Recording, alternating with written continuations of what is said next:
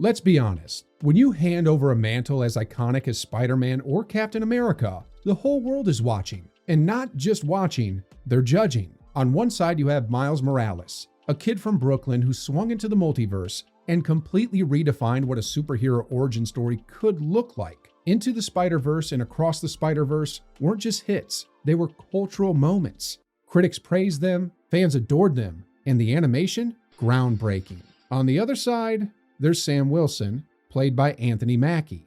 Once the Falcon, later crowned as the new Captain America in Avengers Endgame. As the Falcon, he was beloved, but as Cap, not so much. Critics were unimpressed, audiences were divided, and the box office numbers reflected that lack of enthusiasm. Both are black superheroes who inherited legendary mantles. But here's the big question. Why does Miles Morales' Spider-Man work and Sam Wilson's Captain America suck? Let's find out.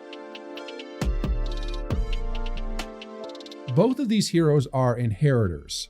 Miles Morales steps into the Spider-Man mantle after Peter Parker dies in his universe. Sam Wilson receives the shield directly from Steve Rogers at the end of Avengers Endgame. On paper, both arcs should hit similar beats, passing the torch, honoring legacy, earning the symbol. So why does one feel natural and the other forced? Miles' story actually explores the weight of legacy. The Spider-Verse films dig deep into what it means to be Spider-Man. Not just for Miles, but for anyone. The anyone can wear the mask message works because it's woven into the story, not shouted at the audience. Sam's arc, though, it treats legacy like a lecture, not a narrative. The Falcon and the Winter Soldier tried to show Sam stepping up as the new Captain America, but instead of demonstrating his worth through action, it drowned in political speeches. By Brave New World, his character felt less like a hero and more like a motivational speaker. One thing I noticed was the characters didn't call him Cap all that much. It was Captain America. It's like they really had to drive that point home. Miles inherits a mantle and makes it his own. Sam inherits one and gets trapped beneath it. Here's the brutal truth. Great stories live or die by the writing. Miles Morales had brilliant writing behind him. Phil Lord and Christopher Miller crafted screenplays that were sharp, emotional, and endlessly creative. Every beat in Into the Spider-Verse felt intentional. Every character arc tied directly into the film's theme. Miles didn't just become Spider-Man. He earned it. His leap of faith scene wasn't a forced metaphor or a speech. It was a visual, emotional payoff that gave audiences chills. Not at all. The Spider-Verse films are the best written of all the movies. And not only does it have the most comic-accurate Peter Parker, it also drastically improved Miles as a character. Compare that to the clunky writing of the Falcon and the Winter Soldier. The pacing was uneven, arcs half-baked, and key emotional moments fell flat. When Sam finally declares, "I'm Captain America," it should have been his leap of faith moment. Instead, it came across flat and uninspired. I agree. I feel like they made Falcon and the Winter Soldier way too much about segregation, and that's the main reason that Sam became Cap. Like, show Sam off besides just that.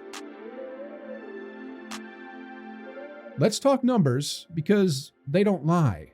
Spider-Man Into the Spider-Verse scored 97% on Rotten Tomatoes and grossed $384 million on a $90 million budget, a massive hit. Its sequel, Across the Spider-Verse, did even better, $690 million worldwide and a 95% critic score.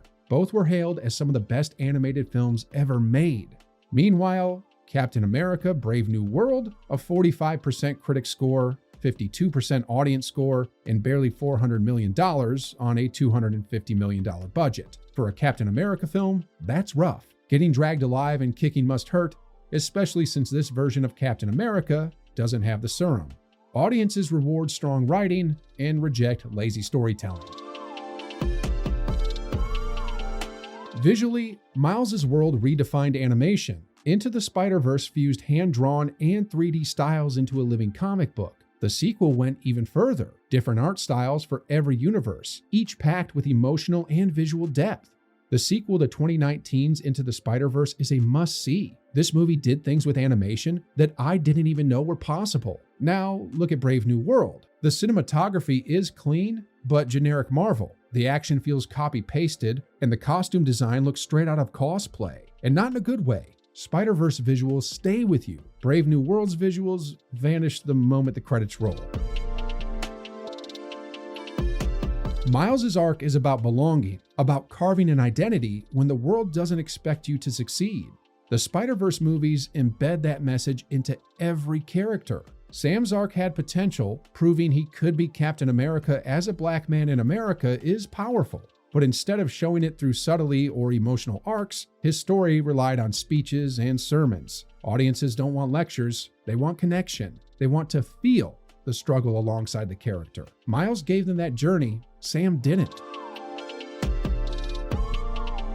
Miles Morales is layered. He's juggling school, family expectations, cultural identity, and the pressure of saving the world. His dynamic with his dad, Uncle Aaron, and Gwen gives his character emotional texture. Sam Wilson, on the other hand, not so lucky. Anthony Mackie is charismatic, but his scripts gave him nothing to work with. His character arc boils down to, people don't accept me as Cap, let me give a speech about it. When Miles makes choices, you feel them. When Sam makes choices, you can see the writer making them for him. Passing the torch in superhero stories isn't just about changing faces. It's about honoring legacy while building something new. Miles Morales nailed that balance. Sam Wilson didn't. So what do you think? Was Sam Wilson doomed by weak writing? Or can Marvel still redeem him in Avengers Doomsday? Drop your thoughts in the comments below, and if you enjoyed this breakdown, hit the like button, subscribe to Silver Screen Hero, and check out the next video here.